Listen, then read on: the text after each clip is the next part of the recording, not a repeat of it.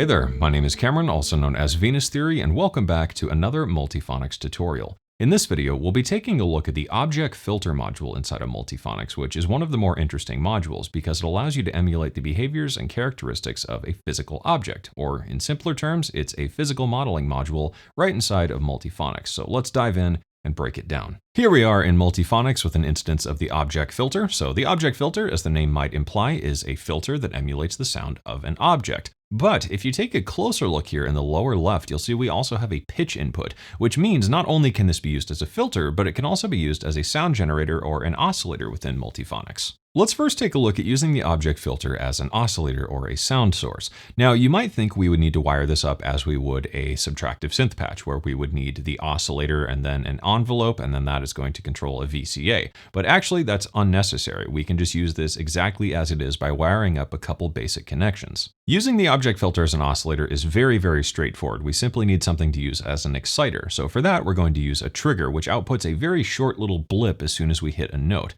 So we'll wire the trigger into the input here, and as you would probably guess, we can take the pitch, wire that into the pitch, then we'll take the output and wire that out to the output. Now, if we give a couple notes a play,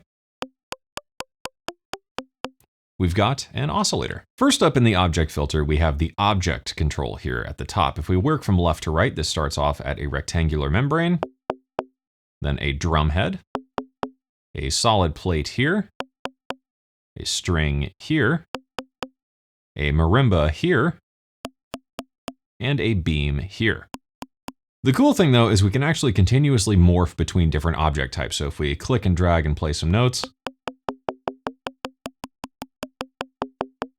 we'll switch between those, which can result in some very interesting sounds, which we'll explore here in a moment. Below that, we've got the frequency control because Objeq Filter is a filter after all. So this works like the frequency control of any other filter. Let's give this a quick sweep.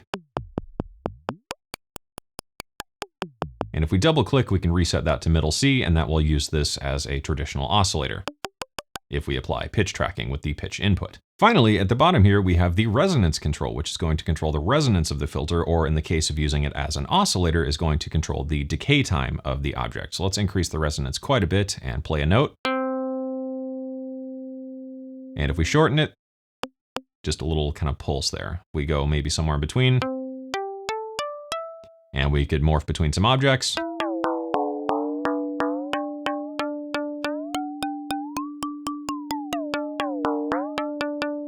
You get the idea. We can morph between that and have the resonance control the decay time to create a more traditional oscillator. When it comes to using the Objeq Filter as an oscillator, there are a couple of interesting ideas we can explore here. First, let's maybe take the velocity and we'll tie that to the resonance control. This way, if we play soft, it's going to be a short little pulse, and if we play harder, it's going to be a longer decay time. So if we try that out, now we've got something that's a bit more of a traditional oscillator setup. Let's maybe increase that slightly. Cool. Let's drag in just a couple of LFOs and use the modulation inputs of the Objeq Filter. Let's take a triangle output from this first LFO and tie that into the object. So this way it's going to continuously morph between different objects, which will sound really cool. We'll slow that down, and then let's maybe use another one to modulate the resonance ever so slightly, something about like that. And now if we give this a play, we should have something that's a lot more interesting.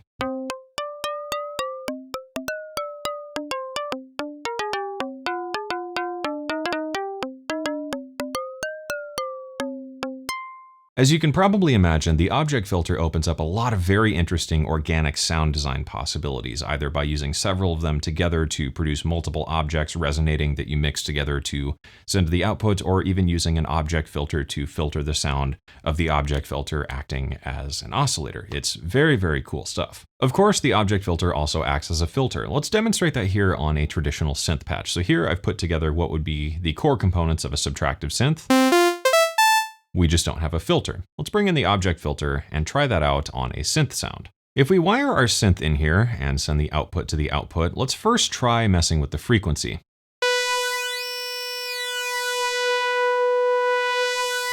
So as you can tell, this moves the frequency around of the object, but it doesn't really sound like a traditional filter. It's not necessarily a low pass or a high pass or something more traditional like that, but it's rather a resonator using an object type. So we can morph between different objects. Let's maybe try something like the drumhead here and move around the frequency, which almost produces a very vocal formant filter type sound. Maybe we'll move over here to the beam. And that almost sounds kind of like a phaser. If we increase the resonance though, this will increase the resonance of the object filters. So in simpler terms, it almost completely changes the character of the sound from something synthetic to something somewhere in between synthetic and organic. We've got some of those tones from that beam there, but it's not really a beam. If we morph between objects, maybe drop the frequency to something a bit less screechy.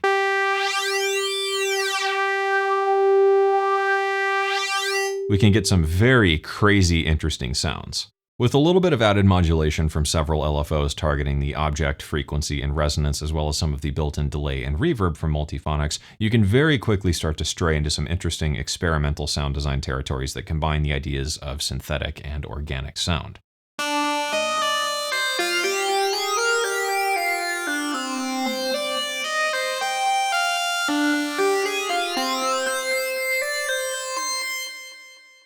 And that is the Object Filter module for Multiphonics from Applied Acoustic Systems. It's a very fun, very flexible, and very powerful module.